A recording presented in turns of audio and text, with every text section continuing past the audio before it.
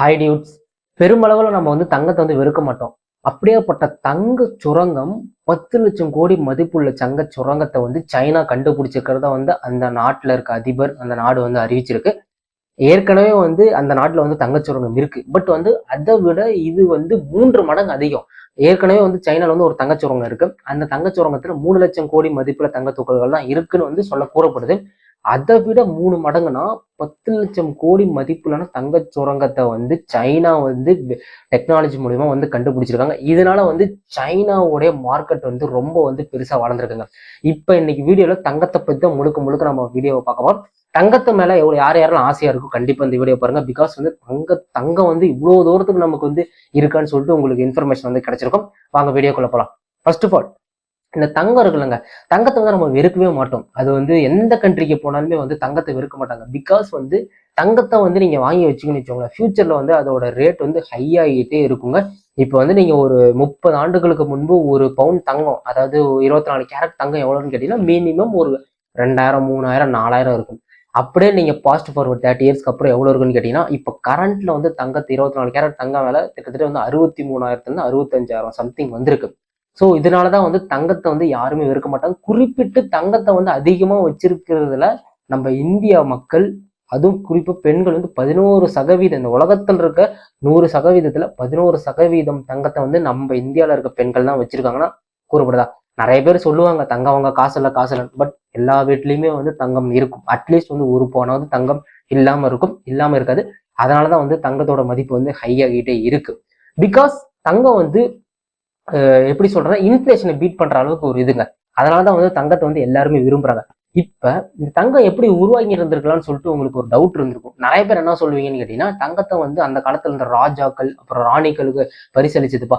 அதை அப்படியே இருந்து அதுக்கப்புறம் நம்ம ஆட்சி அப்புறம் பிரிட்டிஷ்கார நம்மள இது பண்ணதுக்கு அப்புறம் அதுக்கப்புறம் நமக்கு சுதந்திரம் பெற்றதுக்கு அப்புறம் அப்படியே படிப்படியா நமக்கு தங்கம் உற்பத்தி ஆனது நீங்க சொல்லுவீங்க. பட் அப்படி கிடையவே கிடையாது. தங்கம் எப்படி உருவாகி இருந்திருக்கலாம்னு சொல்லிட்டு விஞ்ஞானிகள் ஒரு கணிப்பு கணிவிச்சிருக்காங்க. இது அவங்களே இது இப்படி இருந்திருக்கலாம் அப்படின்னு தான் சொல்றாங்க. ஒரு பல பில்லியன் ஆண்டுகளுக்கு முன்புங்க. அப்போ விண்வெளி தான் இருந்தது. மேக்சிமம் நீங்க ஹிஸ்டரிலாம் எடுத்து பார்த்தீங்கன்னா அப்படிதான் இருக்கும். இப்போ எப்படி moon, Jupiter, Mars, earth, sun எல்லாம் இருக்கும். அந்த மாதிரி நிறைய கிரகங்கள்லாம் இருந்திருக்கு எங்க விண்வெளியில. ஸோ அந்த மாதிரி சமயத்துல விண்வெளியிலேயே நிறைய நிலநடுக்கம் ஏற்படும். அதுக்கப்புறம் காற்று எல்லாமே வரும். அந்த மாதிரி சமயத்துல ஒரு கிரகங்கள் இன்னொரு கிரகங்களோட மோதி அந்த ஹீட்டுனால கூட தங்கம் உருவாகி இருந்திருக்கலாம் அப்படின்னு சொல்லி கூறப்படுது. அப்படி அந்த இடியில அந்த தங்க துகள்கள் ஒவ்வொரு கிரகத்திலயும் விழுந்திருக்கும். அந்த மாதிரி பல பில்லியன் ஆண்டுகளுக்கு முன்பு தங்கம் இப்படி உருவாகி இருந்திருக்கலாம்னு சொல்லிட்டு கூறப்படுது. ஒரு கணிப்பு மட்டும்தான் இப்படிதான் உருவாகி இருந்திருக்கலாம்னு சொல்லிட்டு. இப்ப நம்ம இந்தியால இந்தியான்னு கிடையாதுங்க, நம்ம டோட்டலா நம்ம வேர்ல்டுல எவ்வளவு மெட்ரிக் டன் தங்கம் இருக்குன்னு நீங்க பாத்தீங்கன்னு வச்சுக்கோங்க. 212.582 மெட்ரிக் டன்ஸ் ஆஃப் கோல்டு இந்த உலகத்துல சுத்திக்கிட்டு தான் இருக்கு, உலாவிக்கிட்டு தான் இருக்கு. அப்படி உலாவிக்கிட்டு இருக்க தங்கம் எப்படி இருக்கு? இப்ப தங்கத்தை நீங்க ஜுவல்லரியா மட்டும் தான் நீங்க பாப்பீங்க. பட் தங்கத்தை நீங்க கட்டியா பார்க்கலாம், அப்புறம் பார்ஸா பார்க்கலாம், அதுக்கப்புறம் காயின்ஸா பார்க்கலாம். அந்த மாதிரி நம்ம இந்த உலகத்துல எத்தனை பர்சன்டேஜ் இந்த மாதிரி டிஸ்ட்ரிபியூட் ஆயிருக்குன்னு கேட்டீங்கன்னு வச்சுக்கோங்களேன். ஜுவல்லரியா 45% ஆஃப் கோல்டு எப்படி இருக்குன்னா ஜுவல்லரியா இருக்கு. அதாவது சைனா இருக்கு, அப்புறம் காலுக்கு போடுற கொலுசா இருக்கு, அப்புறம் மூக்குத்தியா இருக்கு, அதுக்கப்புறம் காதுக்கு போடுற தோடா இருக்கு, இயரிங்ஸ், இந்த மாதிரி சம்திங் ஜுவல்லரியா 45% எபோ இருக்கு. அண்ட் பார்ஸ் அண்ட் காயின்ஸ், நம்ம என்ன சொன்ன மாதிரி தங்க கட்டிகள், தங்க பிஸ்கெட்னு சொல்லுவாங்க, அந்த மாதிரி காயின்ஸ் 22% இருக்கு. அப்புறம் சென்ட்ரல் பேங்க் கிட்ட மட்டுமே 17% ஆஃப் கோல்டு அவங்க டிஸ்ட்ரிபியூட் பண்றாங்க, வச்சிருக்காங்க. அண்ட் இந்த மூணுமே இல்லாம தங்கம் வேற வடிவில் எப்படி இருக்குன்னு கேட்டீங்கன்னா, வேற வடிவம் எப்படி சொல்றதுன்னா, இப்ப தங்கத்தை உருக்கி இப்போ உங்களுக்கு எப்படி செம்பு மாதிரி வேணுமா தங்கத்தை, அப்படி அந்த மாதிரி எவ்வளவு இருக்குன்னு கேட்டீங்கன்னா 15% எபோ கோல்டு இந்த உலகத்துல இருக்காங்க. அண்ட் இப்ப இந்த கோல்டு இருக்குல்லங்க, ஸோ கோல்டு நம்ம என்ன சொன்ன மாதிரி இந்த மாதிரி கிரகத்தெல்லாம் இடிச்சு அந்த மாதிரி இப்போ பூமிக்கு வந்திருக்குன்னு சொல்லணும். பட் பூமிக்கு மேலேயே விழுந்திருக்கும்ல. பட் பண்டைய காலத்துல நீங்க எடுத்துட்டு வச்சுக்கோங்க, பில்லியன் ஆண்டுகள் முன்பு பூமிக்கு அடியில கூட மேல ஓடி இந்த மாதிரி பூமி உருவாகின்றதான்னு கூறப்படுது. அப்படி பூமியை தோண்டினா மட்டும்தான் நமக்கு தங்கம் கிடைக்கும். அந்த மாதிரி எந்தெந்த கண்ட்ரில பூமியில இருந்து தங்கத்தை எடுக்கிறாங்கன்னு கேட்டீங்கன்னா, ஃபர்ஸ்ட் சைனா இருக்கு. And then south Africa second பிளேஸ்ல இருக்கு. தங்கம், அதாவது சவுத் ஆப்பிரிக்கால தங்கம் மைன் பண்றாங்க.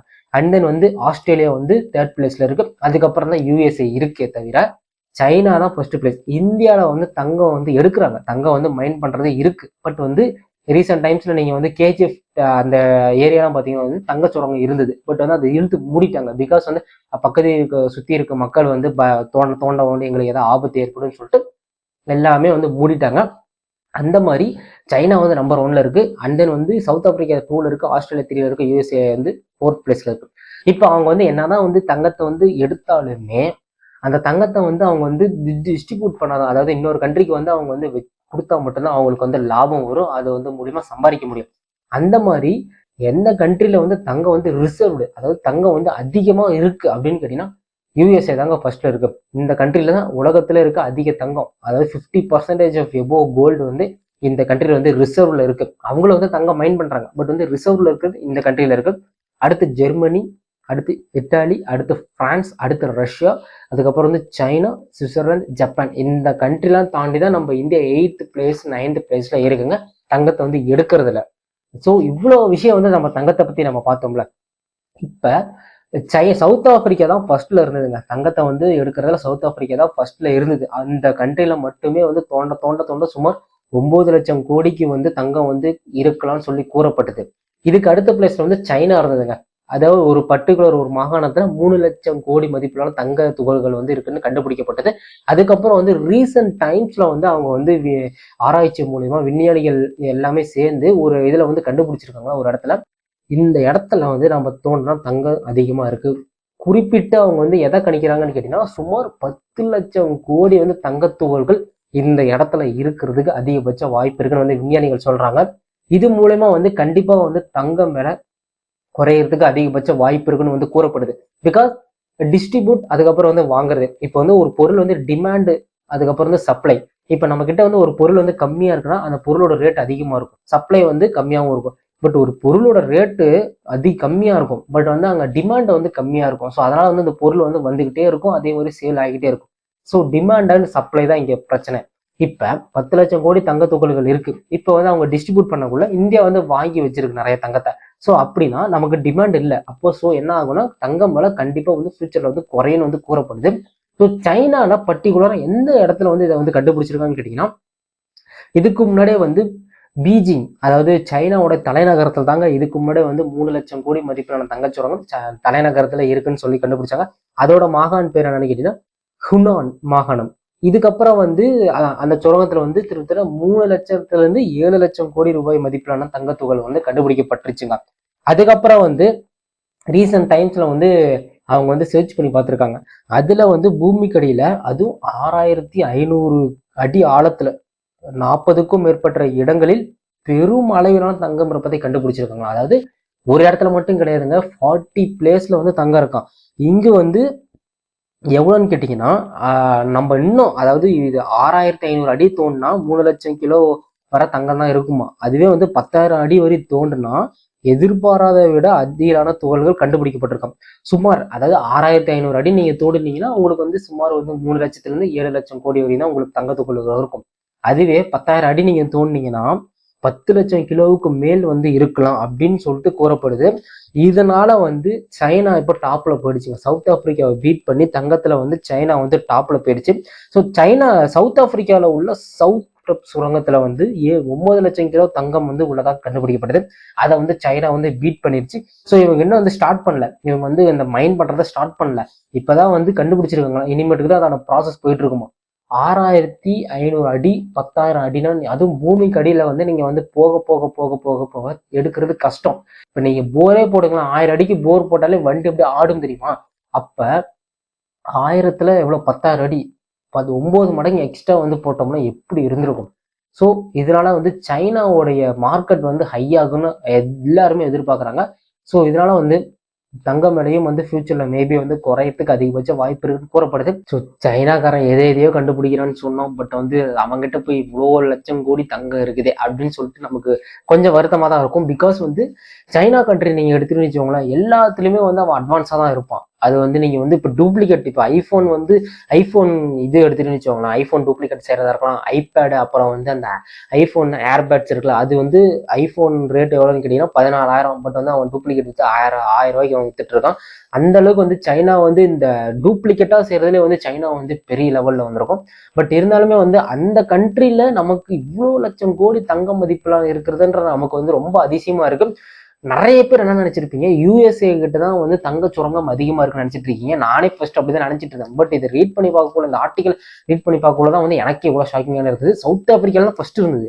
9 லட்சம் கோடியில சவுத் ஆப்பிரிக்கா ஃபர்ஸ்ட் இருக்கு. அதுக்கப்புறம் சைனா இருந்தது, அதுக்கப்புறம் ஆஸ்திரேலியா இருந்தது, அதுக்கப்புறம் தான் யூஎஸ்ஏ இருந்தது. பட் இப்ப எல்லாத்தையும் பீட் பண்ணி சைனாக்காரன் மேல வந்துட்டான். ஸோ இதனால கண்டிப்பா வந்து தங்க பிரியர்கள், தங்கம் வாங்குறேன்னு எதிர்பார்க்கறவங்க கண்டிப்பா நீங்க வந்து பொறுமையா இருந்து தங்கம் வாங்கினீங்கன்னா கண்டிப்பா வந்து ஒரு அளவுக்கு வந்து நம்ம வந்து எப்படியும் வந்து தங்க விலை ஏறதான் போகுது, கம்மியாகிறதா ஆகவே ஆகாது. பிகாஸ் வந்து டிமாண்ட் அண்ட் சப்ளை சொல்ற மாதிரி. பட் ஒருவேளை வந்து மேபி ஃபியூச்சர்ல கம்மியாகிறதுக்கு அதிகபட்ச வாய்ப்பு இருக்கு. ஸோ அதனால வந்து நீங்க அவசரப்பட்டு இப்ப தங்கம் வாங்குனீங்கன்னா கண்டிப்பா வந்து நீங்க ஃபியூச்சர்ல வந்து அதை பத்தி யோசிப்பீங்க. ஐயோ நம்ம இப்போ பொறுமையா வாங்கியிருந்துக்கலாம்னு சொல்லிட்டு. பட் எனிவே நீங்க தங்கம் வாங்கி வச்சிருந்தீங்கன்னா கண்டிப்பா நீங்க வந்து உங்களுக்கு வந்து ஒரு ஆட்சப் நிறைய பேர் வந்து தங்கம் இருக்கும். நம்ம என்ன சொன்ன மாதிரி ஏன்னா கல்யாணத்துக்கு வந்து தங்கம் கண்டிப்பா வாங்குவாங்க. எவ்வளவு பெரிய இதா இருந்தாலுமே வந்து அட்லீஸ்ட் ஒரு 5 பவுனாவது ஒருத்தவங்க வீட்டுல வந்து இருக்காது இந்த கோல்டு. அதனாலதான் வந்து இந்த கோல்டு வந்து அதிக பேர் வந்து விரும்புறாங்க. இந்த கோல்டு வந்து வெறுக்கிறது இல்லை. எவ்வளவுக்கு நம்ம பணத்தை வெறுக்கிறது இல்லையோ அந்த அளவுக்கு வந்து தங்கத்தை வந்து யாருமே வந்து வெறுக்கிறது இல்லை. அவ்வளவுதாங்க இந்த வீடியோ பிடிச்சா மறக்காம லைக் பண்ணிருங்க. நம்ம சேனல் நிறைய பேர் பாக்குறீங்க வீடியோஸ், பட் வந்து சப்ஸ்கிரைப் பண்ண மாட்டேங்கிறீங்க. நீங்க சப்ஸ்கிரைப் பண்ணாதான் எனக்கு வந்து அடுத்த வீடியோ போறதுக்கு வந்து பூஸ்டப்பா இருக்கும். யாரெல்லாம் தங்கம் வாங்கணும்னு ஆசைப்படுறாங்களோ கண்டிப்பா இந்த வீடியோ நீங்க அவங்களுக்கு ஷேர் பண்ணுங்க. அடுத்த ஒரு வீடியோல பார்க்கலாம். Let's chill, stay safe, Tata.